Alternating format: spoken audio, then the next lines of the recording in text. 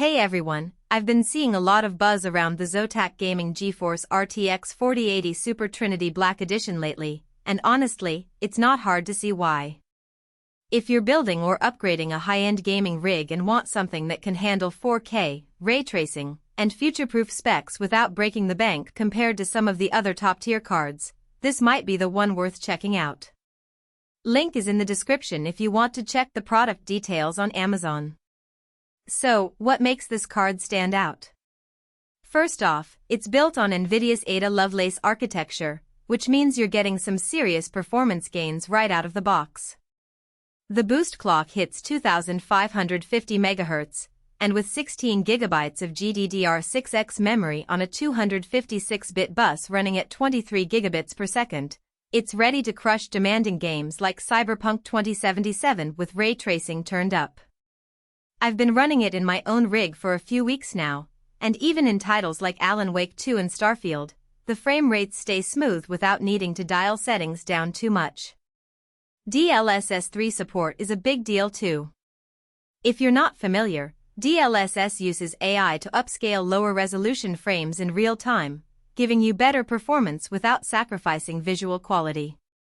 In games that support it, like Fortnite or Call of Duty, I've seen frame rates jump by 50% or more compared to native resolution. It's not just about raw power, it's about making that power usable in today's demanding titles. Cooling is another area where this card shines.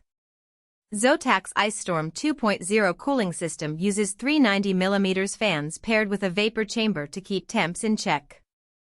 Even under heavy loads, the fans stay relatively quiet, and the card doesn't throttle performance to cool down. I've monitored it during long sessions, and it stays cool to the touch, which is a huge plus if you're gaming for hours on end.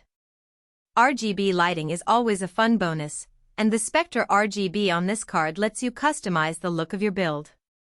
You can sync it with other ZOTAC components or use their software to set up dynamic lighting effects. It's not just about aesthetics, it's a nice touch that adds a little personality to your rig without being over the top. Connectivity is solid too. You've got 3 DisplayPort 1.4a outputs and 1 HDMI 2.1a port, so you can hook up multiple high refresh rate monitors or even an 8K display if you're feeling fancy. HDMI 2.1a also supports 4K at 120Hz, which is great for next-gen consoles if you're using this card for more than just PC gaming. Plus, it's VR-ready and supports DirectX 12 Ultimate and Vulkan RT, so it's built for the future. One thing I really appreciate is how ZOTAC has nailed the balance between performance and power efficiency. The RTX 4080 Super isn't as power-hungry as some of the higher-end models, but it still delivers top-tier performance. My power supply hasn't even flinched, and I'm running a mid-range 750W unit. That's a relief because some of these high-end GPUs can be real power hogs. Now, let's talk about a couple of things to keep in mind. First, this is a large card. It's 13.5 inches long and takes up 3 slots in your case. If you're working with a smaller case, you'll want to double-check your build dimensions before pulling the trigger.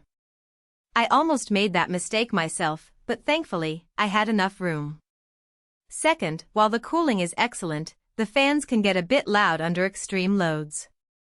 It's not obnoxious, but if you're sensitive to fan noise, it's something to consider. Overall, though, this is a fantastic choice if you're looking for a high-performance GPU that won't let you down.